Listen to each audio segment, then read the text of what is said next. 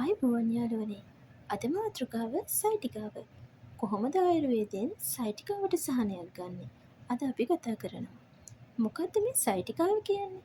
අපේ ශරීරයේ විශාලතම ස්නායුව වන සයිටිකා ස්නායුව තෙරපීම නිසා ඇතිවෙන වේදනාකාරී තත්ත්වයක් තමයි මේ සයිටිකාව කියන්නේ. සයිටිකා ස්නායුවේ ගමන් මාර්ගය අවහිර වීමත් සමගම ඇතිවෙන්නා වූ ශරීරයේ වේදනාකාරී තත්ත්වයක්. ඔබටත් මෙන්න මේ විදිහේ ලක්ෂණ තියේද බලන්න. කොඳුයට පේලියේ පහළින් දෙපසට පටන් ගන්නා වේදනාවක්, විලුඹ, ඉඟටිය, අතපය හිරිවැටීම, අතපය වළංගු නැතිකම, මෙන්න මේ විදිහේ ලක්ෂණ ඔබ සතුව තියේද බලන්න. ඔබේ එදිනෙදා කටයුතු සඳහා මෙන්න මේ සයිටිකා රෝගී තත්ත්වය දැනටම බලපාලා තියෙන්න පුළුවන්. කාන්තා පිරිමි දෙපාර්ශවයටම මෙන්න මේ සයිටිකා රෝගය වැළඳීමේ හැකියාව තියෙනවා. පිරිමි පුද්ගලයන් අධික ලෙස බර ඉසිලීමෙන් මෙන්න මේ සයිටිකා රෝගී තත්ත්වයට ගොදුරු වෙන්නට පුළුවන්. බහුතරයක් කාන්තා ඔබ මේ රෝගයට බොහෝ වෙලාවට ගොදුරු වෙන්න පුළුවන් වෙන්නේ ගර්භණී සමයේ පසුව. බොහෝ වෙලාවට කාන්තාවන් මෙන්න මේ තත්ත්වය යටතේ මෙන්න මේ සයිටිකා රෝගයට මුහුණ දෙනවා.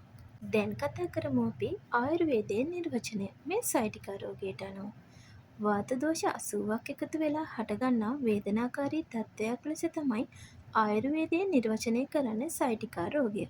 ඒ වගේම සයිටිකා රෝගී ලක්ෂණ තියෙන කෙනෙකුට මේ වාත දෝෂ වර්ධනය වන ආහාර ගැනීමෙන් මේ රෝගී තත්ත්වය උත්සන්න වෙන්න පුළුවන්.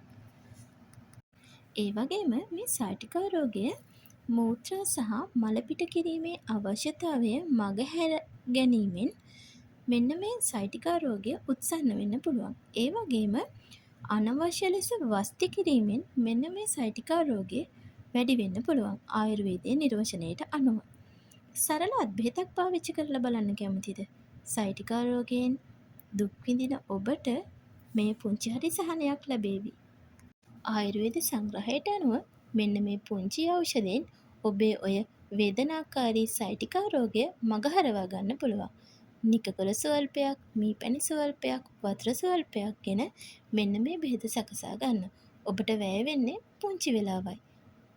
නිකකොළ ටික වංගෙඩියකට දාගෙන කොටාගෙන යුෂ ටික අයින් කරගන්න. ඊට පස්සේ වතුර ස්වල්පයක් ගෙන ඒකට මීපැණි මිශ්‍ර කර උදේ හවස බොන්න. සුදුසු වේලාව අනුව පානය කරන්න.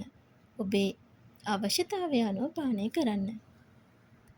බටහිර වෛද්‍ය ක්‍රමෙන් සැත්කමකට භාජනය නොවී සිංහල ආයුර්වේදයේ වෙදකමින් ඔබේ සයිටිකා රෝගය සදහටම තුරන් කරන්න. එන්න අපිත් එක්ක දිගටම රැඳී සිටින්න. සබ්ස්ක්‍රයිබ් කරන්න.